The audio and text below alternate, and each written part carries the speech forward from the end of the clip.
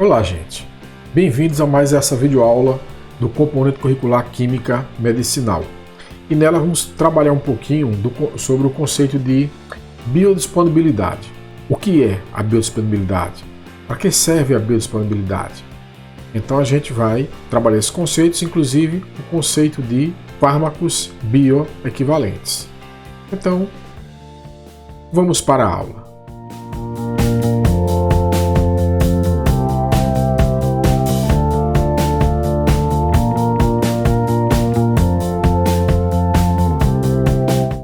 Então vamos começar a falar sobre biodisponibilidade.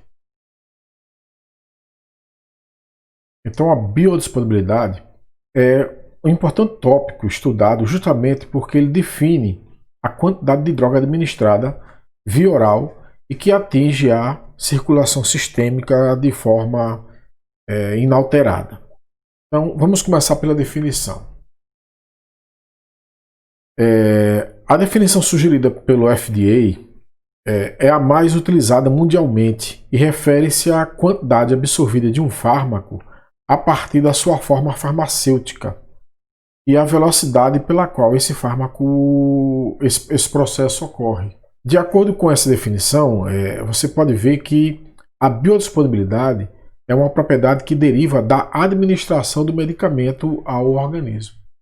De acordo com a Agência Europeia de Avaliação de Medicamentos, a biodisponibilidade, o conceito de biodisponibilidade é mais abrangente. Então, biodisponibilidade é a extensão e a velocidade com a qual substância ou seu componente ativo é liberado a partir de uma forma farmacêutica na circulação sistêmica. De toda forma, os conceitos eles correlacionam a dose administrada com o que consegue chegar até a circulação sistêmica. Nesse processo, a droga, após ingerida e ter passado pelo estômago, passa para o intestino e em seguida para o sangue, indo diretamente para o fígado, onde só depois que ganha a circulação sistêmica. E então é distribuída por todo o corpo. Então veja que, atenção, quando você ingere uma droga, o via oral, então essa droga vai ser absorvida, na maior parte no intestino, algumas drogas no estômago, mas a maior parte no intestino. E do intestino ele passa diretamente para o fígado, onde sofre o metabolismo de primeira passagem. Nessa etapa, parte da droga já vai ser inativada, já vai para vias de excreção e outra parte vai para circulação sistêmica. Então veja que sempre que você pegar uma droga e ingerir de forma oral e que passe pelo trato gastrointestinal, você vai ter a droga sendo absorvida e sendo levada para o fígado. Ou seja, ela nunca vai chegar com 100% do que foi colocado na boca, administrado na boca, nunca vai chegar a 100% na circulação sistêmica. Sempre uma parte vai ser reduzida, eliminada ou inativada. Quando você injeta diretamente, por via intravenosa, aí não. Aí a gente sabe que 100% do que está aqui na seringa vai passar diretamente para a corrente sanguínea. Com exceção dessa via intravenosa, todas as demais vias de administração para os quais seja requerida uma ação sistêmica implicam na absorção do fármaco para a corrente sanguínea. Bom, e que fatores alteram a biodisponibilidade, né? Então, primeiro, lógico que vai depender das propriedades físico-químicas da droga. Algumas drogas são facilmente absorvidas e outras não. A gente viu no vídeo passado, a gente viu uma aula sobre a absorção das drogas, né? Portanto, se uma droga ela é muito absorvida, lógico, ela vai ter a maior biodisponibilidade. Os principais fatores na questão da absorção. Então temos aí a questão do tamanho da partícula. Lembrando que, quando eu falo tamanho da partícula, não é o tamanho do comprimido, é o tamanho, por exemplo, ela quando ingerida na forma de pó. Então, o tamanho da partícula ali no pó, né, quanto menor a partícula, maior a área de superfície. Mais facilmente ela vai ser dissolvida e, consequentemente, mais facilmente vai ser absorvida. Isso é uma questão interessante. A absorção de sólidos ela é muito lenta. A absorção de alguma coisa já dissolvida ela é bem mais rápida. Então, essa velocidade de dissolução vai depender desse tamanho de partícula. Porque depende da área de superfície. Né? Um tamanho menor, área de superfície maior.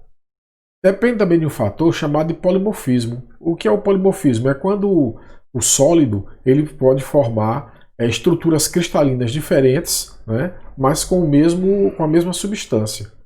Então, esse polimorfismo ele pode gerar sólidos mais solúveis ou menos solúveis de acordo com a rede que ele forma, a rede cristalina que ele forma. Então, geralmente, uma forma mais estável, uma forma polimórfica mais estável, ela é menos solúvel. Então a gente também tem que trabalhar a questão do polimorfismo do fármaco.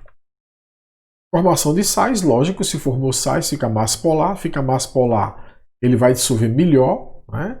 Mas, porém, ele vai ter uma maior dificuldade de atravessar, a gente já viu isso, né? De ser absorvida. Então, tem que ter um equilíbrio aí nessa questão da formação de sais. E permeabilidade lipofílica, que é exatamente o que eu acabei de falar. Para poder ser absorvida, a droga tem que ter uma boa permeabilidade lipofílica. Então, esses fatores alguns já foram trabalhados na aula anterior. Uma outra coisa que depende da biodisponibilidade é a via de administração. Como a gente viu antes, se eu der algo por via intravenosa, eu vou ter 100% do medicamento absorvido pelo plasma. Então, toda a massa que estava na seringa é a massa que está na circulação sistêmica. Agora, se eu der o medicamento por via oral, todo esse medicamento não vai estar entrando na circulação sistêmica e, portanto, terá uma biodisponibilidade diminuída. Bom, primeiro precisamos entender esse gráfico que traz para a gente a concentração em função do tempo. A concentração do fármaco na corrente sanguínea em função do tempo. Veja que, logo no início, você vai ter um aumento da concentração desse fármaco. Né? Isso aqui é um exemplo de ingestão via oral. Se for intravenosa, eu farei daqui a pouco, o exemplo é bem diferente o gráfico, mas por via oral, por exemplo, você vai ter um aumento da concentração do fármaco até um valor máximo, até uma concentração máxima. Quando chega aqui nessa concentração máxima, isso quer dizer que a velocidade com que o fármaco está sendo absorvido e a velocidade com que ele está sendo excretado ou desativado, ela é igual. Então veja que, lógico, a partir do momento que você tem um fármaco no sangue, ele já começa a ser excretado, ele já começa a ser inativado. Porém, logo no início, a velocidade de absorção é maior, então por isso a quantidade dele aumenta até um valor máximo, até essa concentração máxima. Essa concentração máxima é um fator importante para a gente avaliar a biodisponibilidade. Bom, a partir daqui, né, a velocidade de excreção fica maior do que a velocidade de absorção. E aí a quantidade do fármaco vai diminuir. Veja que aqui é um exemplo da dosagem única. Se eu tiver mais de uma dosagem, obviamente eu vou ter um efeito de aumentar novamente, diminuir, aumentar novamente, diminuir, de acordo com o tempo e de acordo com a posologia do fármaco. Né? Então você vai ter essa concentração máxima nesse tempo máximo. O tempo máximo é o tempo que leva para a gente chegar até a concentração máxima. Outro fator importante é a área sobre a curva. A área sobre a curva, ou debaixo da curva, tá? Ou AUC, que deriva do inglês, é considerada representativa da quantidade total de fármaco absorvido na circulação sistêmica. Então vai ser importante essa área sobre a curva nesse gráfico. Ver um exemplo prático. Você tem aqui, tá, um fármaco onde ele demorou 2 horas, né, o tempo máximo, para atingir a concentração máxima, que foi de 4 microgramas por ml. Então, chegou a essa concentração em 2 horas. Então, o fator importante aqui é exatamente esse 4 aqui, que é a concentração máxima atingida. A partir daqui ele já começa a diminuir, ou seja, começa a haver a excreção mais rápida do que a absorção. Tá? E outro fator importante aqui é a área sobre a curva.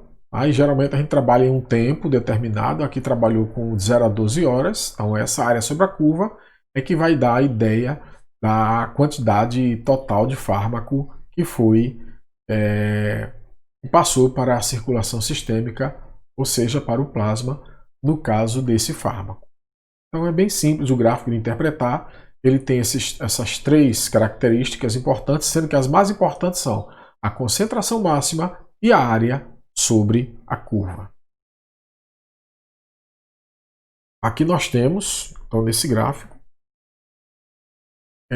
aqui em vermelho, cuidado que aqui vermelho aqui é a área sobre a curva já, então o vermelho mais escuro um pouquinho aqui, nós temos o gráfico de absorção intravenosa. Veja que ele já começa em 100%, e obviamente ele não vai aumentar porque já está todo no sangue, ele só vai diminuir com o passar do tempo. Enquanto que no caso por via oral, né? Então por via oral, ela aumenta até chegar na concentração máxima e depois ela reduz, tá? Também em função da excreção, da inativação ser maior do que a absorção, né, para o plasma. Então, esses 2 gráficos a gente destacou aqui exatamente as suas áreas. Por quê? Porque para você determinar o fator de biodisponibilidade, F, nós dividimos a área sobre o gráfico. Então, A ou C, a sigla está no inglês. Tá? Então, você pode encontrar ASG também, tem problema, que seria no português. A área sobre o gráfico, tá? Você divide a área sobre o gráfico da outra forma de dosagem, que no caso aqui foi a forma oral, sobre a área sobre o gráfico da forma intravenosa, que seria essa em vermelho. Quando você divide, você vai ter o fator de biodisponibilidade. Obviamente, quanto maior o fator de biodisponibilidade, maior a quantidade de droga no plasma por essa forma, por essa outra forma de dosagem, que não a intravenosa. Porém, essa definição ela é um pouco conceitual. Para torná-la um pouco mais prática, para a gente poder desenvolver melhor esse conceito, então vamos para alguns pontos-chave práticos que permitem realmente usar a definição de biodisponibilidade. Porque fica muito difícil, mais complexo, você estar toda vez medindo a área embaixo da curva de um gráfico. Primeiro vamos ver o que realmente significa essa área abaixo da curva intravenosa. Então você pode pensar o seguinte, que abaixo da curva intravenosa, como a quantidade de medicamento no plasma, se 100% tivesse sido absorvido. Então, o intravenoso corresponde ao 100% de absorção. Em outras palavras, isso aqui é a massa total do medicamento. A massa total do medicamento que foi administrado. Então, isso aí seria a dose que foi administrada. Então, essa área aqui, tá, transpondo para o conceito, para a gente poder usar ele na prática com maior facilidade, ele vai corresponder à dose total que foi administrada. E pense na área sobre a administração oral como a quantidade real de droga que chega ao plasma. Então, outra maneira de escrever isso é a massa após a absorção. Então, olha que interessante. Vamos aqui em cima, seria a concentração, a massa após a absorção. E aqui seria antes da absorção, ou seja, o que foi administrado. Então, se juntar tudo isso, vamos reiterar esse ponto, porque ele é extremamente importante. A área sobre o gráfico da administração oral é a massa real no plasma, ou é proporcional a isso. E a massa sobre o gráfico de administração intravenosa é a massa total fornecida ou a massa total administrada. Então, qual é antes, qual é após a absorção? A massa no plasma, obviamente, após a absorção, porque a absorção é o processo pelo qual a substância entra na circulação. Vamos fazer um exemplo disso aí para ficar mais claro. Se você tem 100 miligramas de um fármaco, certo? E se você administrar a um paciente e apenas 70 miligramas atinge a circulação sistêmica. Então, ó, a massa antes e a massa depois. Espera aí? Então, o fator F é de 0,7. Como é que acha o fator F? O fator F a gente vai dividir o que chegou na circulação sistêmica, 70 miligramas, pelo que foi colocado do fármaco no organismo, ou seja, 100 miligramas. É apenas isso. Botou aqui miligrama, já que não vai ter unidade e fator, vai dar 0,7. Isso quer dizer que a biodisponibilidade desse fármaco ele é de 70%. Então, 70% do fármaco que é administrado chega à circulação sistêmica. Apenas isso. Vamos fazer essa questão aqui bem simples. Se aqui, ó, área sobre o gráfico de uma dose de um fármaco administrada sob a forma de comprimido oralmente é 4,5 microgramas por ml por hora. Veja que, ó, esse aqui é a área, é o que chega no sangue depois de administrado o fármaco. E a dose administrada pela intravenosa é de 11,2 micrograma por ml por hora. Então, calcular a biodisponibilidade da dose oral do fármaco. Muito simples, né? Vamos achar o fator. O fator, como é que eu encontro? Dividindo a área sobre o gráfico da forma que foi administrado, que é 4,5. A unidade vai cancelar uma com a outra. E a dose intravenosamente administrada, que é 11,2. Então veja que aqui ele deu as áreas para a gente trabalhar. Dividindo 4,5 por 11,2, nós vamos ter aproximadamente, eu vou arredondar aqui, 0,4. Isso quer dizer que a biodisponibilidade desse medicamento é de 40%. Ou seja, 40% do que é administrado na forma oral, de comprimido, desse comprimido, vai chegar no plasma.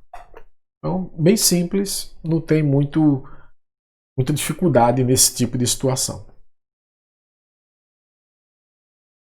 Bom, a biodisponibilidade ele pode ser usada, primeiro, para avaliar a bioequivalência de medicamentos.